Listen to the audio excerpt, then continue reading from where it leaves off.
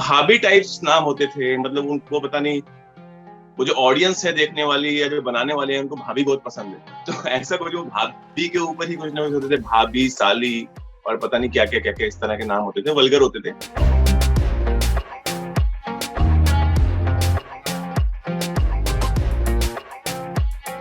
क्योंकि ये जो देखने वाली ऑडियंस थी वो इस तरह की थी कि वो मतलब वो वल्गैरिटी ही देखना चाहती थी।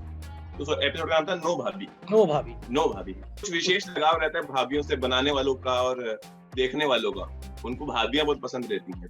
इरोटिक्स फिल्म अभी भी बन रही है, लेकिन उतना न्यूडिटी नहीं थी जितनी वो लॉकडाउन के बाद एक दो साल में बनी थी। बहुत कम लड़के लड़कियां थे जो ये काम कर रहे थे, और काम करवाने वाले बहुत ज्यादा थे। एक तो बदन पे कपड़े नहीं, ठीक है, और वो वैसे ही अब लोगों को लगता है कि हमने मजे लिए। कोई मजे नहीं होते, कोई मजे नहीं होते। लेकिन अभी मेरे पास है पैसा, अभी मेरे पास वो ये सब फिल्म्स करके मेरे पास सेविंग्स हैं।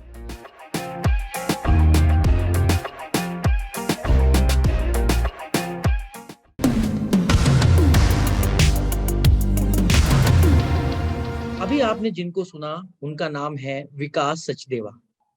दिल्ली के रहने वाले विकास सचदेवा साल 2012 में एक्टिंग करने का सपना लेकर मुंबई गए।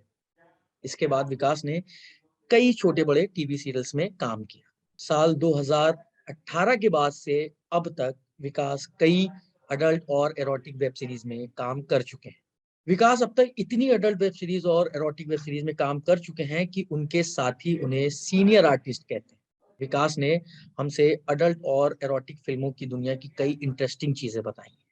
सुनिए विकास जी, सबसे पहले तो आप हमारे दर्शकों को ये बताएं कि आपने अभी तक किन बड़ी एरोटिक या अडल्ट वेब सीरीज में काम किया। जैसे एक रैपिड फायर राउंड होता है, उसमें बहुत तेजी से सवाल जवाब किए जाते हैं, तो वो रैपिड फायर हम उस तरह के सवाल जवाब नहीं कर रहे हैं, लेकिन उसी रैपिड फायर अंदाज में आप उन फिल्मों के नाम बताएं, उन वेब सीरीज के नाम बताएं। देखिए, फिल्मों का नाम तो ऐसा है, मैंने जो इरोटिक फिल्म यानी इरोटिक शूटिंग स्टार्ट की थी, मैंने 2015 में स्टार्ट की थी, जो यूट्यूब से, वो जो कि बहुत जल्दी बैन हो गई। तो शॉर्ट फिल्म्स में तरह तरह के नाम, उनके नाम भी बड़े वल्गर होते थे। अंदर कुछ हो ना हो, नाम वल्गर होते थे ताकि लोग अट्रैक्ट होकर उसको खुलकर देखें लिंक। किस तरह के और नाम ये जो होते थे वो? लॉकडाउन, वो भाभी टाइप्स नाम होते थे, मतलब उनको पता नहीं, वो जो ऑडियंस है देखने वाली या जो बनाने वाले हैं उनको भाभी बहुत पसंद है। तो ऐसा कुछ वो भाभी के ऊपर ही कुछ ना कुछ होते थे, भाभी, साली और पता नहीं क्या क्या इस तरह के नाम होते थे, वल्गर होते थे। हालांकि वो जब बैन हो गया सब यूट्यूब में, तो वो स्टोरीज अच्छी बनने लगी, लेकिन उन्होंने टाइटल वही रखे, क्योंकि अगर वो टाइटल अच्छे कर देंगे तो लोग खोल के नहीं देखेंगे। क्योंकि ये जो देखने वाली ऑडियंस थी वो इस तरह की थी कि वो मतलब वो वल्गैरिटी ही देखना चाहती थी। तो वो टाइटल्स उन्होंने वल्गर ही रखे, बाद में स्टोरीज अच्छी अच्छी बनने लगी यूट्यूब में, लेकिन टाइटल वल्गर वल्गर ही होते। तो कोई कुछ एक अब उस टाइटल तरह का, आपको जैसे याद हो? मेरी एक एक बस हिट हुई थी सीरीज, मतलब उसके कुछ 350 मिलियन व्यूज गए थे, और वो यूट्यूब री पे? रिलीज की। हाँ, यूट्यूब पे। और वो री रिलीज करके जब उन्होंने दोबारा रिलीज की तो भी 350 मिलियन व्यूज।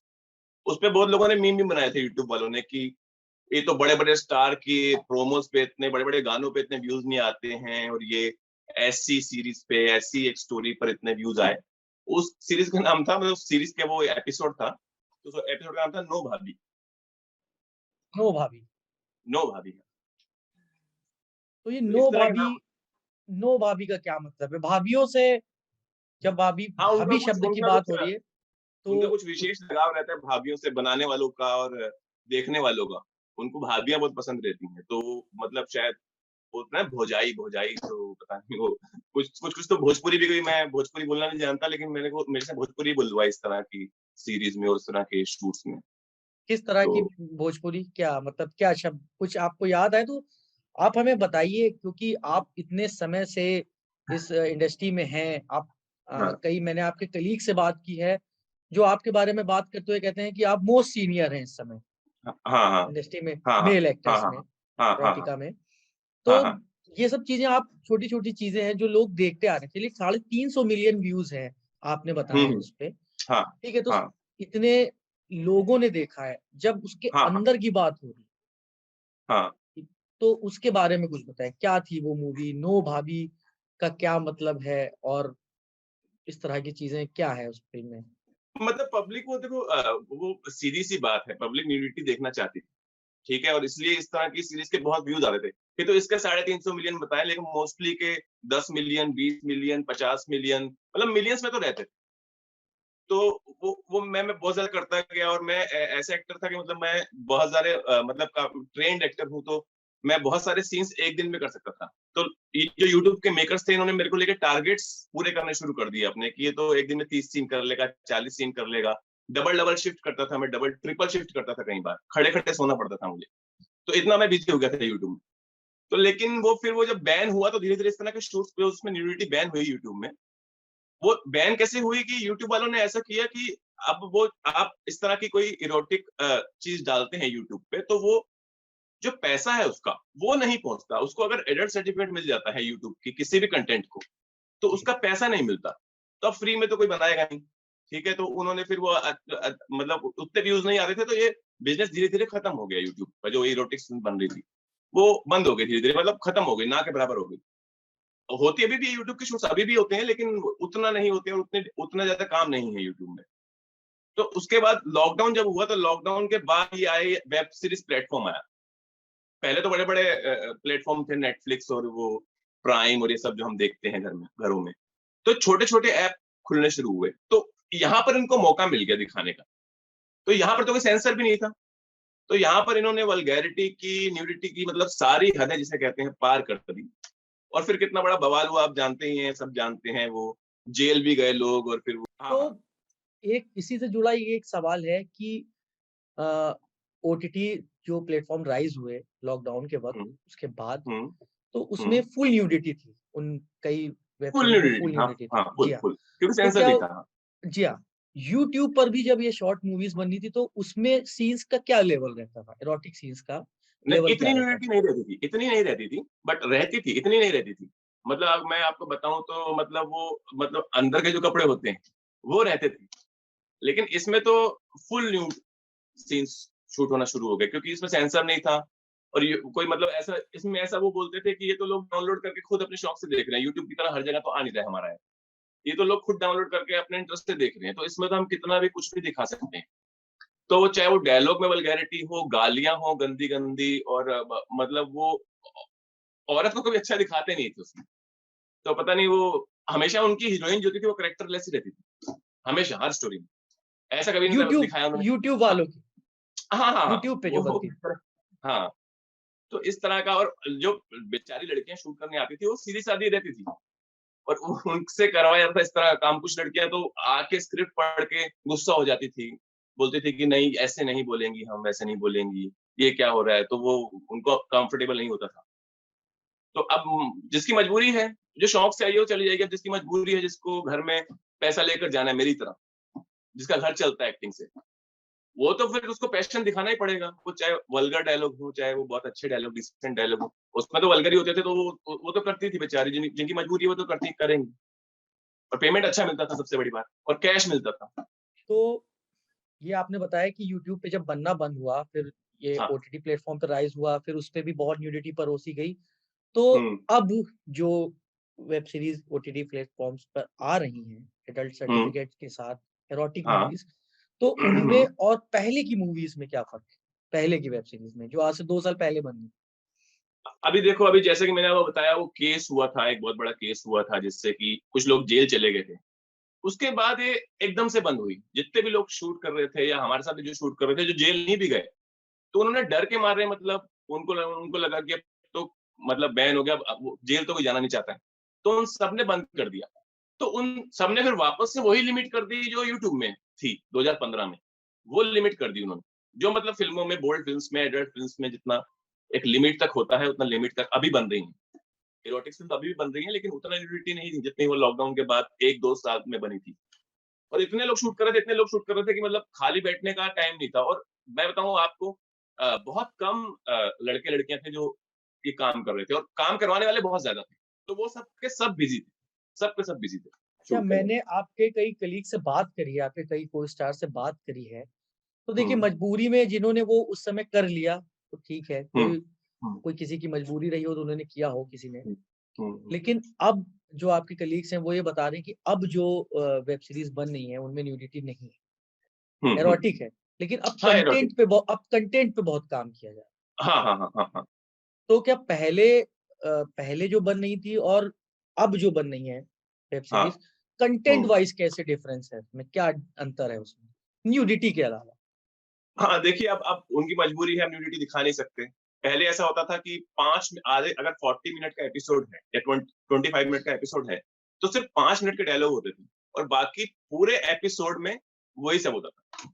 और अभी अभी क्या होता है कि 5 मिनट का सीन होता है, इरोटिक सीन हम्म। जिसको बोलते हैं, और बाकी डायलॉग्स होते हैं। तो वो कंटेंट पे काम करते हैं अभी, और कर भी क्या सकते हैं, मजबूरी है। कंटेंट में डायलॉग वाइज दिखाने की कोशिश करते हैं उसमें न्यूडिटी। हाँ स्टोरी चलिए, अभी अब भी आप वही है। स्टोरीज अभी भी वही, स्टोरीज स्टोरी अभी वही। हालांकि जब उन्होंने कंटेंट पे बात कहा कि हाँ इस तरह की मूवीज में अब न्यूडिटी नहीं है, तो लेकिन मैंने नाम वगैरह या कंटेंट के उसके अंदर जाके देखा है, नाम वैसे ही है, चरम हाँ सुख, भाभी, हाँ और हाँ अभी हाँ अभी भी हाँ वही सब चीजें। हाँ हाँ हाँ तो हाँ। अ, तो मेरा सवाल ये है कि पहले तो बहुत देखा गया, क्यों? क्योंकि उसमें हम्म न्यूडिटी बहुत हम्म परोसी गई। तो अब जो हम्म बन रही है विदाउट न्यूडिटी, किसी हम्म तरह के कोई मतलब बहुत ही ज्यादा उस तरह के सीन नहीं है, ओपन अल्ट्रा ओपन, हम्म तो क्या हम्म। अब देखने वालों में कमी आई है इसके बाद? देखने वालों में कमी नहीं आई। देखिए, वो ऐसा होता है कि जिन लोगों को अभी हमारे जो फैंस बन गए, जो हम जितने भी इरोटिक फिल्म कर रहे, इरोटिक तो नहीं मतलब जो न्यूडिटी वाली फिल्म कर रहे थे एक्टर्स लोग, उनके जो फैंस बन गए, अब वो एक्सपेक्ट तो वही करते हैं कि वैसी वाली कब आ रही है, क्योंकि वो इंस्टा में मैसेज करते हैं, कमेंट्स करते हैं कि वैसी वाली कब आ रही है। लेकिन तो उनको बताना पड़ता है कि नहीं, अभी ये सब अलाउड नहीं है और ये सब बैन हो चुका है, तो अभी वैसा नहीं बनता है। और यहाँ पे अभी कुछ लिमिटेशंस आ गई हैं, तो हमें लिमिटेशंस में ही काम करना है। बट पब्लिक तो एक्सपेक्ट करती है, ऑब्वियसली पब्लिक एक्सपेक्ट करती है कि वो देखना चाहती है, न्यूडिटी पब्लिक देखना चाहती है। आप 8 साल पहले मुंबई, आप हाँ 8 साल पहले मतलब हाँ। 2020 से अगर 2012 का 2012। कंपेयर करें, तो हाँ उस वक्त से 8 साल हाँ। पहले आप मुंबई आए। मुंबई वो आया। 8 साल की जर्नी आपकी कैसे रही? आपका फैमिली बैकग्राउंड कैसा था? क्या मतलब आपको बचपन से ही फिल्म लाइन में जाना था, कोई फैमिली का सपोर्ट था ऐसा, या आप फिल्म लाइन से जुड़े कुछ लोग आपके परिवार में भी थे जिनका आपको सपोर्ट मिला? क्या कहानी थी उस विकास सचदेवा देखिए की, जो दिल्ली से मुंबई आया था 2012 में? देखिए 2015 से मैंने आपको बताया यूट्यूब और ये वेब सीरीज की स्टोरी। अब 2015 से पहले, 2012 से 2015 तक 3 साल आप मैं आपको बताता हूँ। और आया कैसे मैं यहाँ से, मेरा फैमिली बैकग्राउंड तो ऐसा बिल्कुल भी नहीं है। मैं actually lower middle class family से बिलोंग करता हूँ। मतलब मेरे father labour labour labour class के लोग हैं, मेरे फादर दादा। तो वो मतलब होता है ना, कपड़े रंगने का काम दादा करते थे, फादर वो फैक्ट्री वैक्ट्री में कुछ सामान बेचते हैं। तो मतलब वो लेबर क्लास के लोग, इंडस्ट्रियल, वो वहाँ के इंडस्ट्रियल एरिया में काम करते हैं। फिर मैं फिल्म इंडस्ट्री में काम करता हूँ, वो वहाँ के दिल्ली के इंडस्ट्रियल एरिया में काम करते हैं। तो बहुत लो इनकम है, और मतलब फैमिली सदस्य बहुत ज्यादा थे, तो बचपन से मतलब हमने बहुत तंगी देखी, गरीबी देखी। तो ऐसा तो था नहीं कि हमारी फिल्म इंडस्ट्री में तो कोई मतलब ही नहीं कि दूर तक पहचान हो। मैं तो मुंबई कभी आना भी नहीं, मैं तो एक्टर भी नहीं बनना चाहता था।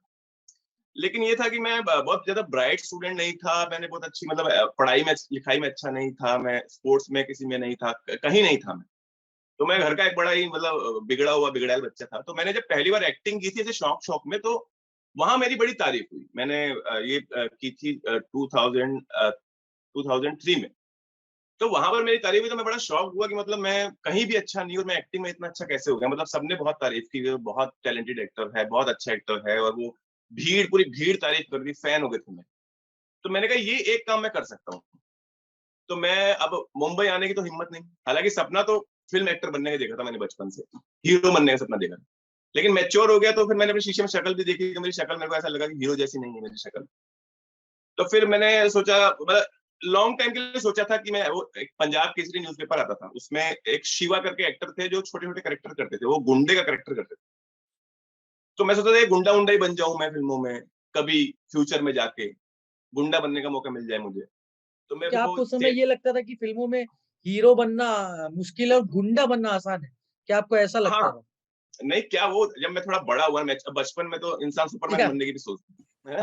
लेकिन जब बड़ा मैच्योर होता है तब उसको सच समझ में आता है कि यार कि ये बहुत मुश्किल है, और एक्चुअली ये बहुत बड़े बहुत लोग मुश्किल। हैं, है ना। और ये बहुत बड़े लोग हैं, बहुत बड़ी इंडस्ट्री है, और मुंबई है, और दिल्ली से मुंबई मतलब हमारी फैमिली तो ऐसी है कि मतलब उनको रिजर्वेशन भी नहीं पता ट्रेन में कैसे करते हैं और जाते हैं। वो तो मेरी नानी का घर था पानीपत में, तो 1.5 घंटे का हम सफर करते थे जनरल डिब्बे में। हमें ये भी नहीं पता था कि रिजर्वेशन नाम की कोई चीज होती है ट्रेन में, बचपन से। तब मुंबई तो इतनी दूर कौन आया, दिल्ली से मुंबई कौन आया, बस बहुत बड़ी बात है हमारी। तो मैं अब घर में अगर जाऊंगा भी बोल के कि मैं क्या करने जा रहा हूँ, तो उतना कॉन्फिडेंस ही मुझ में नहीं था कि मुंबई कर क्या करना है, हीरो बनने जा रहा है क्या, ऐसा बोलते हैं ना। तो वो हम्म। कॉन्फिडेंस नहीं था मुझ में। तो फिर ऐसा हुआ, फिर मैंने मेरी सिस्टर ने मुझे मंडी हाउस में उनका एक प्ले था, मेरी सिस्टर ने ऐसी एक्टिंग में काम किया था एक नाटक में, तो उन्होंने वो मेरे को वहां पर ले गई। तो मैंने उनका प्ले देखा, तो मेरे को वो बहुत बहुत बहुत खूबसूरत लगा। मेरे को लगा ये तो फिल्मों से भी बेटर है। तो फिर मेरा था कि मैं थिएटर आर्टिस्ट बन जाऊंगा, दिल्ली में होता, मुंबई जाने की जरूरत ही नहीं है, ये दिल्ली में होता है और इतना अच्छा मतलब एक एक्टर के लिए प्लेटफॉर्म है, तो मैं थिएटर आर्टिस्ट ही बनूंगा।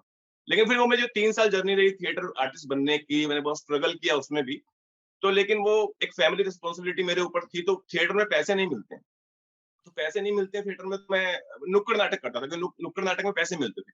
गवर्नमेंट की पब्लिक। मैं माफी चाहूंगा, मुझे नहीं पता था। मुझे आज तक ये लगता है कि थिएटर में बहुत जो एक्टिंग के शौकीन लोग होते हैं वो थिएटर करते हैं, पैसे नहीं मिलते हैं इसमें। ये मेरा पहली बार सुन रहा हूँ। क्या ये नहीं कितना नहीं, सच है?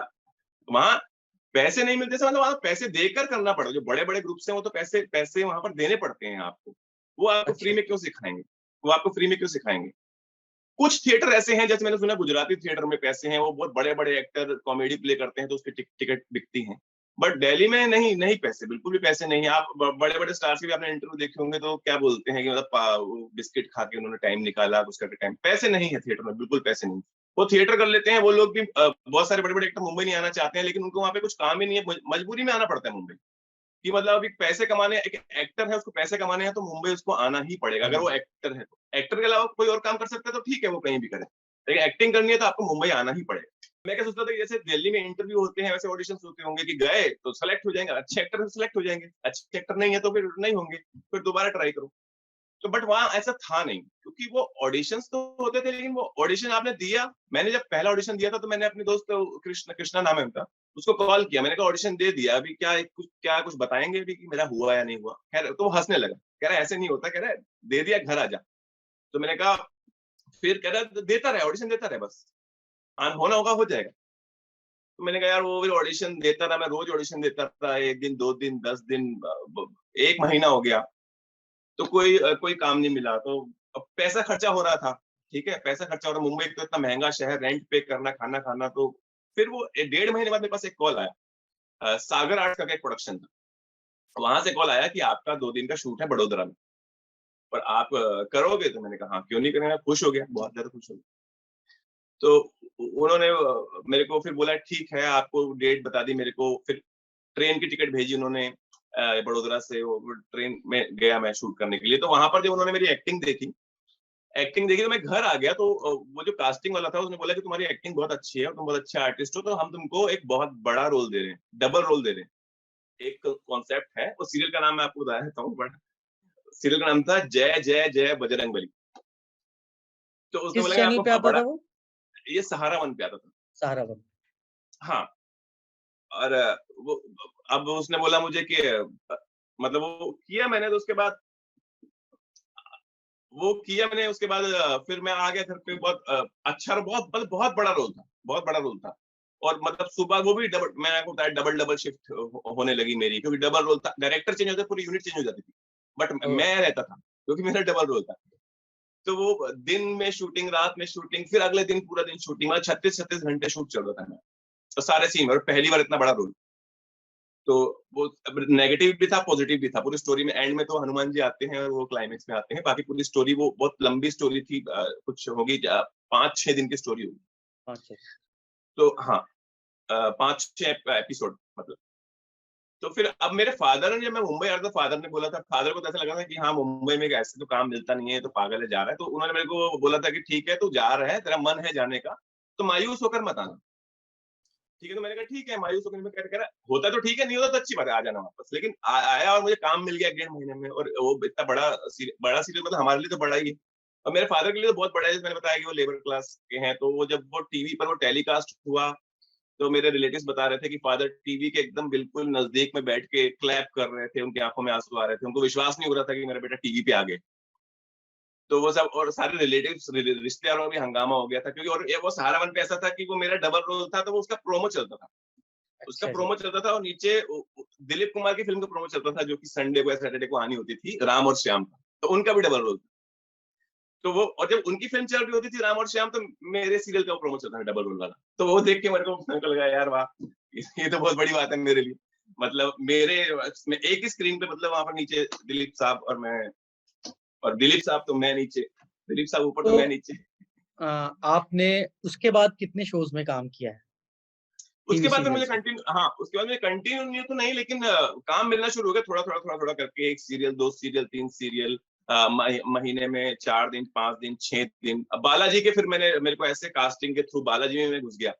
तो बालाजी टेलीफिल्म्स के सारे सीरियल्स में मैंने कैरेक्टर किए, जोधा अकबर, पवित्र रिश्ता, ये है मोहब्बतें, कुमकुम भाग्य, जो, और जितने उस टाइम पे जितने भी सीरियल्स आए उन चल रहे थे, उन सब में काम किया। बस ये था, लेकिन एक चीज मैं आपको और बता दूं कि आप यहाँ पर अगर सीरियल इंडस्ट्री में काम करते हैं ना, तो सीरियल इंडस्ट्री में आपके पास एक बैकअप होना जरूरी है, क्योंकि यहाँ पर पेमेंट इतना इजीली नहीं मिलता है। यहाँ पर पेमेंट, हाँ, यहाँ पर पेमेंट मिलता है 90 डेज बाद। अब 90 डेज बाद आपको पेमेंट मिलेगा। अगर आप गरीब परिवार से हैं, आपको कोई सपोर्ट नहीं है, तो 90 डेज आप क्या खाओगे? भूखे भी रहोगे तो भी 21 दिन रह पाओगे मेरे ख्याल से। 90 दिन कैसे आप, कहाँ क्या खाओगे? किससे माँग कर खाओगे? यहाँ तो मुंबई में कोई हेल्प करता नहीं है, कोई आपको खाना खिलाता नहीं है। जो आपका सफर रहा है 2012 से 2018 तक, जिसमें आपने सीरियल्स हाँ, में काम किया, कई हुँ। सीरियल्स में काम किया, यूट्यूब की शॉर्ट मूवीज में काम किया, तो उसका एक्सपीरियंस आपको ज़्यादा अच्छा रहा आपके लिए, कि ये जो ओटीटी पे वेब सीरीज़ करने का एक्सपीरियंस आपको ज़्यादा अच्छा? मतलब आपके लिए क्या सही रहा? मेरे लिए एक्सपीरियंस सर देखिए सर, मैं तो काम करता हूँ पैसे के लिए, मुंबई में आया हूँ मैं पैसे के लिए। मेरे लिए ओटीटी का ज़्यादा अच्छा था, क्योंकि एक टाइम था जब सारी की ज़िंदगी चल रही थी। जब हम सीरियल्स करते थे, अब कोऑर्डिनेटर को भी देना है, इसको भी देना है, कुछ बचता ही नहीं था। फिर वो वड़ा पाव खाने वाली ज़िंदगी चल रही थी। लेकिन जब से एरोटिक फ़िल्म्स शुरू हुई, ओटीटी जी, शुरू हुए, बोल्ड फ़िल्में, तो इतना काम आने लगा हमारे पास, और करने वाले बहुत कम थे। क्योंकि ज़्यादातर एक्टर लोग तो कहते थे, "ये क्या कर रहे हो यार? इससे तो तुम्हारा करियर खराब हो जाएगा।" तो हम हमारा कौन-सा करियर है, हमने कौन-सा अपना करियर भंसाली साहब का शुरू किया जो खत्म हो जाएगा। पहले शुरू, अभी तो शुरू ही नहीं हुआ, खत्म कहाँ से हो जाएगा? तो वो, तो हमें पैसे चाहिए थे, तो पैसे मिलते थे, और वहाँ अच्छे खासे पैसे कैश मिल जाते थे। और काम रहता था बहुत ज़्यादा, तो हम पूरा-पूरा महीना बिज़ी रहते थे, और पैसा इवन हमारे पास सेविंग सेविंग होनी शुरू हो गई। सेव करना शुरू कर दिया हमने पैसे, खर्च भी नहीं कर पाते थे। टाइम ही नहीं मिलता था खर्च करने का, शूटिंग पे रहते थे। तो सेविंग आना शुरू, और पैसे आने शुरू हो गए, और घर पे ज़्यादा हमने पैसे भेजने शुरू कर दिए, तो वो चीज़ मेरे लिए तो ऑब्वियसली ये ये ज़्यादा अच्छा रहा।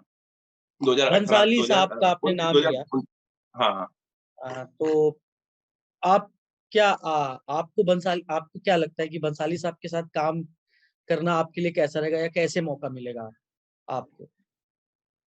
मेरा तो वही है सर, मैंने आपको बोला है गुंडे-वुंडे का रोल, जो पहले था बचपन में। गुंडे-वुंडे का रोल मिल जाए, क्योंकि मैं आपको एक छोटा-सा किस्सा सुनाता हूँ। मैं 2013 के, जब मैं नया-नया मुंबई आया था, तो सीनियर स्ट्रगलर जो होते हैं ना, वो 10-12 साल हो जाते हैं, तो वो मुझे लेकर जाते थे इसके उसके ऑफिस, ये वो बोलते हैं, "यहाँ पे आके स्ट्रगल की, इनसे आकर बार-बार मिला कर, तो फिर इंडस्ट्री में काम मिलेगा।" अब वहाँ पर उनसे मिलने जाओ, आ जाओ, तो पैसा लगता है, पैसा कुछ हाथ तो आता नहीं है। और मेरे को तो मुंबई में सर्वाइव करने के लिए पहले पैसा कमाना ज़रूरी था, इसलिए मैं सीरियल्स और ये वो, तो मैं वो फ़िल्मों वाला स्ट्रगल नहीं कर सकता। तो वो मुझे ले गया था एक बार, पता नहीं नाम है, दबंग 2 के शूट पे, महबूब स्टूडियो। तो महबूब स्टूडियो में वो मुझे ले गया, तो वहाँ पर जो उसके दोस्त थे, वो गुंडे का ही रोल कर रहे थे, जो मेरा सपना था बनना, और वैनिटी में बैठे हुए। तो उन्होंने बोला, वो बोल रहे कि ₹8,000 पर डे पेमेंट मिल रहा है। 8,000 या 10,000 ऐसे कुछ।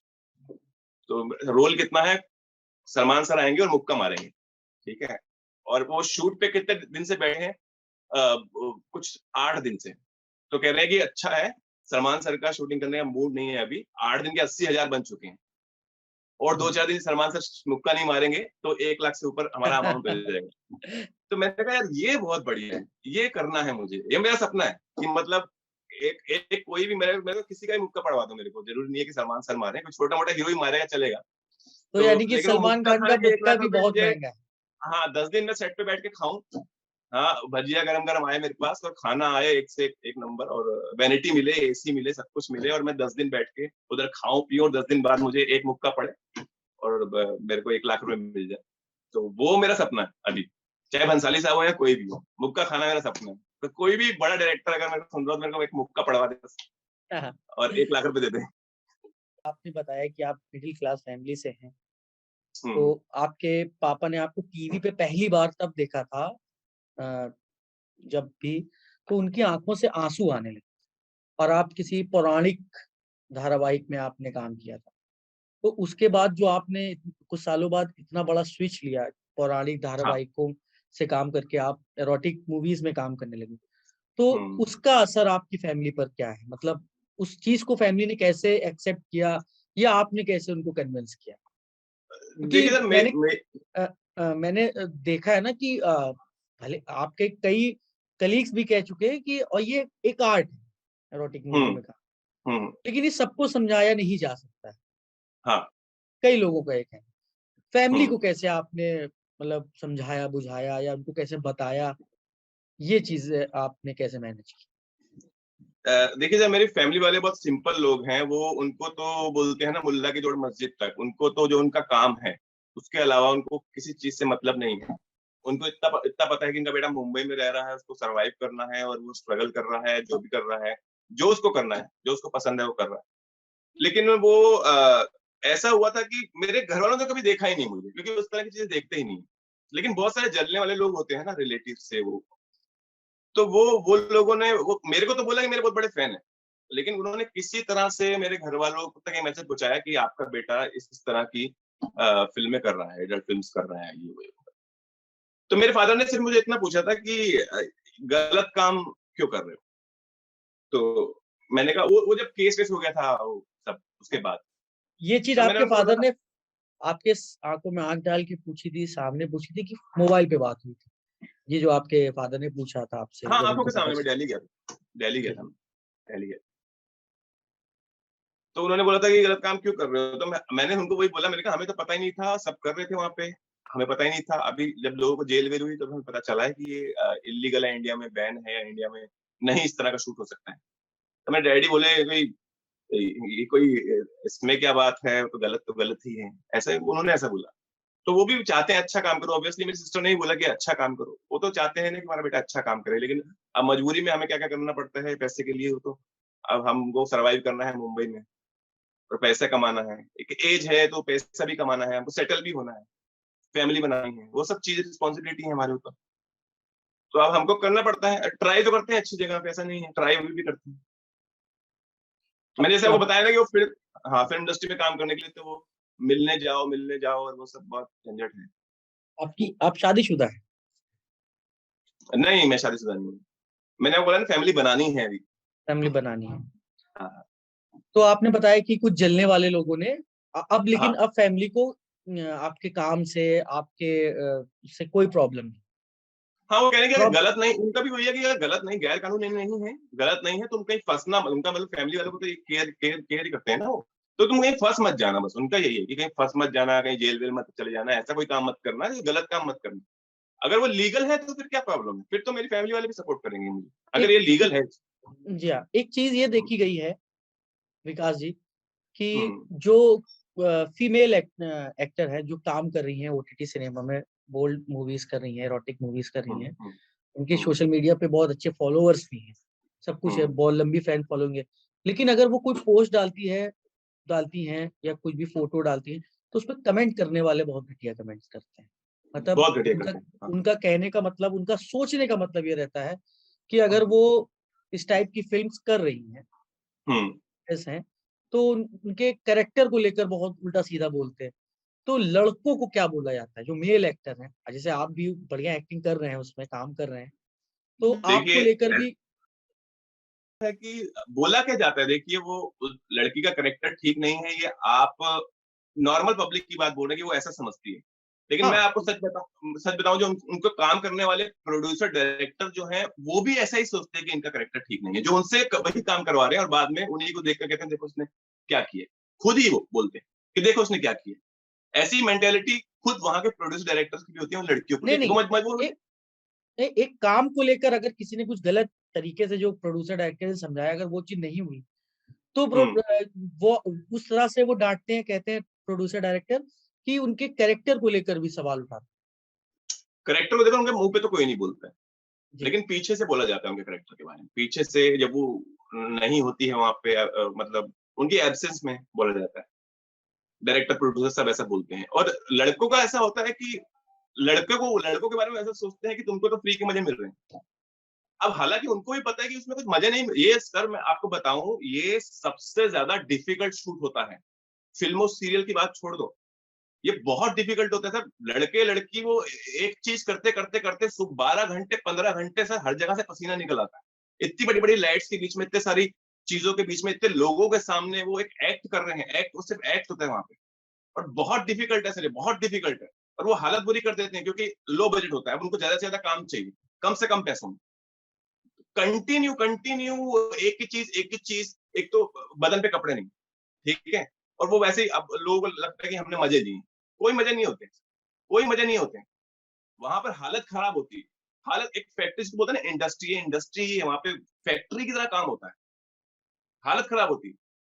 और लोग हंसते हैं, अगर हमने कपड़े नहीं पहने, लोग देख के हमें हंस रहे हैं। उनको मजा, उनको भी देख के मजा नहीं आ रहा है, वो हंस रहे हैं कि मतलब बिना कपड़ों में घूम रहे हैं। ऐसा होता है। जैसा एक फैक्ट्री में माहौल होता है ना, कि कोई चीज बन रही है, कोई चीज बन रही है, वैसे ही मतलब वो मशीनों के सब आदमी लोग मशीनों की तरह काम पे लगे होते हैं। और हम तो सबसे ज्यादा मशीनों की तरह काम पे लगे होते हैं। हाँ, और वो कई मैंने आपकी फीमेल को स्टार से बात की है तो उनका ये कहना है कि डायरेक्टर जब इस तरह की कोई इंटीमेट सीन होता है तो इजी कराया जाता है फीमेल एक्टर्स एक्टर्स को। एक हम्म, डायरेक्टर है आजाद भारती, उन्होंने ये बताया था, अजीत भारती, उन्होंने ये हम्म, बताया था कि हम सेट पे ये कोशिश करते हैं कि इस तरह के लोग ही ना रहें जो थोड़े से गड़बड़, जिनकी निगाह हो या नजर गड़बड़ हो। सेट पे कैसे आप, जैसे आप एक मेल एक्टर हैं, आपको डायरेक्टर ने बताया कि हम्म, ये सीन करना है, इंटीमेट सीन, हम्म।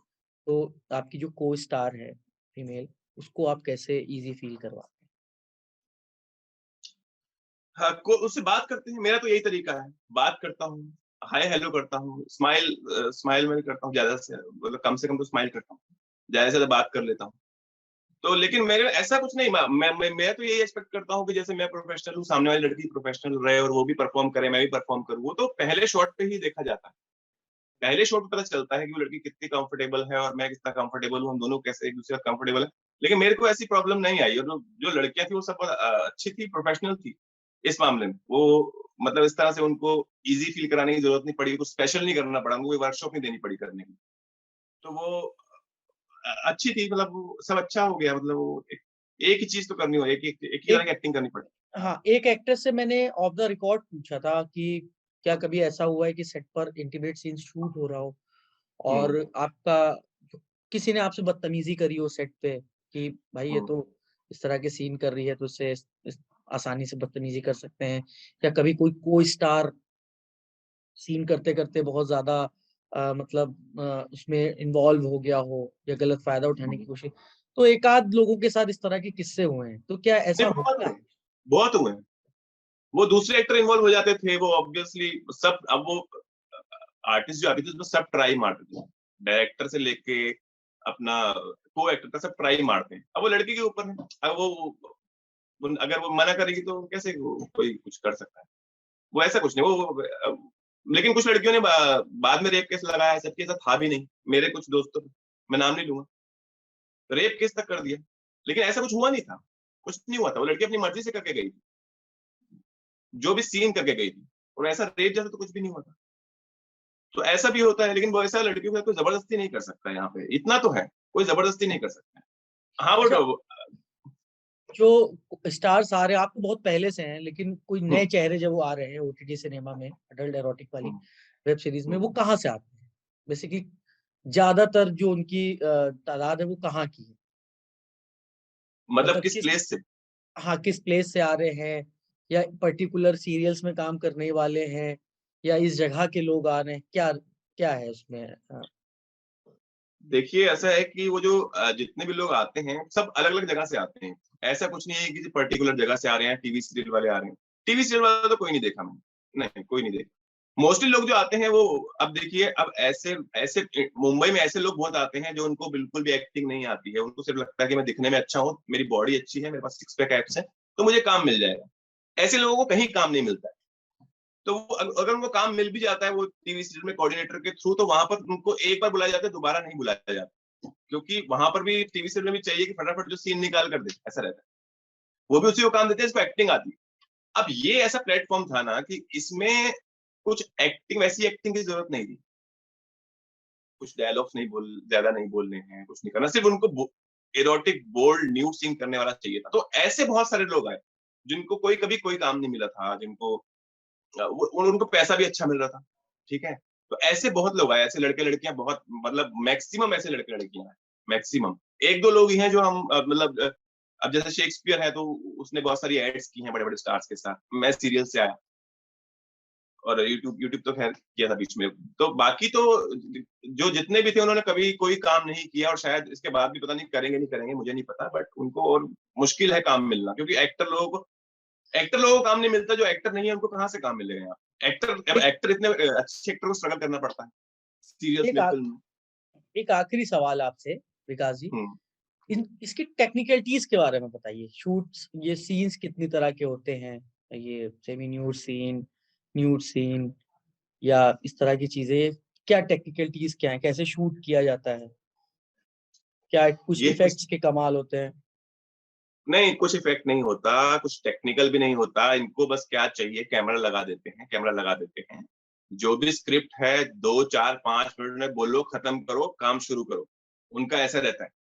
मतलब काम आप समझ गए ना, वो यूनिटी वाला, जाओ बेड पे, सीधा जाओ और बेड पे शुरू हो जाओ। टेक्निकलिटी वही है जो बाकी चीजों में है, जैसे कि एंगल्स दूसरे सीन्स में लगते हैं, सीरियल फिल्म वगैरह में लगते हैं, वही सब टेक्निकल, वही सब है टेक्निकल, कि ये एंगल लगा, वो एंगल लगाओ, फिर वो दोबारा से करो, ये दोबारा से करो, तीसरी बार करो, चौथी बार करो, वहां से एंगल लगा लिया, आप करो, और वही चीज दोबारा दोबारा करते रहो, करते रहो, करते रहो। वो 4 जगह से शूट करेंगे, 4 जगह से कैमरा डाल के शूट करेंगे, तो ऐसा रहता है। और फिर तो क्लोजअप, ये अब वो टॉप अब तो एंगल। बंद, अब तो ये सब चीजें बंद है, अब तो बना है। आपका कहना। हाँ, हाँ, हाँ, हाँ, तो मैं ये पूछना चाह रहा हूँ, एज ए, आखिरी सवाल फिर से है, एक एक्टर हाँ। के तौर पर अगले 5-10 साल में आप खुद को कहाँ देखना चाह रहे हैं? क्या मेन स्ट्रीम सिनेमा में आने की कोशिश करेंगे आगे आने वाले मैं कुछ जरूर समय करूंगा, मैं कर रहा हूँ एक्चुअली। मैं पहले कभी स्ट्रगल नहीं कर पाया ना, मैंने आपको बताया कि मेरे को तो पैसा चाहिए, तो स्ट्रगल करके पैसा मिलता नहीं। ठीक है, आप कहीं जाते हैं, आते हैं, कास्टिंग डायरेक्टर से मिलाएंगे, वो बोलेगा 4 दिन बाद आओ, 5 दिन बाद आओ, 10 दिन बाद आओ, फिर आप 10 दिन बाद जाएंगे, फिर वो बोलेगा 1 हफ्ते बाद आओ। ये एक तरीका है स्ट्रगल करने का।